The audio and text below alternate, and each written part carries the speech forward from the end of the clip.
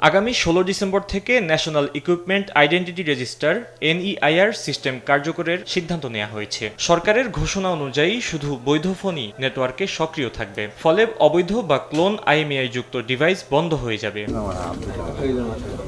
রোববার দুপুরে রাজধানীর এক হোটেলে এনইআইআর বাস্তবায়ন কাঠামো, জাতীয় স্বার্থ এবং নাগরিক উদ্বেগ শীর্ষক গোলটেবিল আলোচনা আয়োজন করে সেন্টার ফর টেকনোলজি জার্নালিজম। এ সময় প্রবাসীদের আনা মুঠোফোন শুল্কমুক্ত করা সহ অতিরিক্ত ৬ মাস সময় বাড়ানোর দাবি জানান ব্যবসায়ীরা। ১৬ ডিসেম্বর থেকে অন্তত ৬ মাসের জন্য আমাদেরকে গ্রেস একটা পিরিয়ড দেওয়া হোক। এই পিরিয়ডের মধ্যে আমাদের যা প্রোডাক্টগুলো আছে আমরা সেল করে ফেলবো। এরপরে সরকারের যে কোনো সিদ্ধান্ত এনইআর এর বাস্তবায়ন করতে চাই যুক্তিসঙ্গতভাবে, আমরা ওইটার পক্ষে। এনইআর ১৬ তারিখ কেন?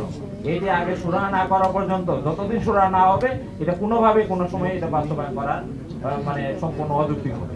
বক্তারা জানান, এনইআইআর সংশ্লিষ্ট সব কার্যক্রম আগামী নির্বাচন পর্যন্ত স্থগিত থাকতে হবে। রেগুলেশনস, ন্যাশনাল সিকিউরিটি, এগুলোর রেটরিকের মধ্যে দিয়ে মূলত যেটা হয় ব্যক্তির স্বাধীনতা সংকুচিত করা হয়। মোবাইল ফোনের দাম বাংলাদেশে টপ 10 এর মধ্যে হাইস্টের দিক থেকে বিশ্বে। এ সময় বিএনপি ক্ষমতায় এলে এনইআইআর নীতি সব অংশীজনদের নিয়ে রিভিউ করা হবে বলে আশ্বাস দেন বিএনপির স্থায়ী কমিটির সদস্য আমির খসরু মাহমুদ চৌধুরী। দিস পলিসি আমরা রিভিউ অবশ্যই করব এবং স্টেক হোল্ডারদের সাথে কথা বলে প্রয়োজনীয় পরিবর্তন যা যা করার দরকার সেই পরিবর্তন ইনশাআল্লাহ আমরা নিয়ে আসবো। ব্যবসায়ীরা মনে করছেন, মুঠোফোনের বাজার, আমদানি নির্ভরতা এবং ২০ লাখ মানুষের জীবিকা রক্ষায় এনইআইআর বাস্তবায়নে স্বচ্ছ পরিকল্পনা, অংশীজন পরামর্শ ও সময়সীমার যৌক্তিক সমন্বয় জরুরি।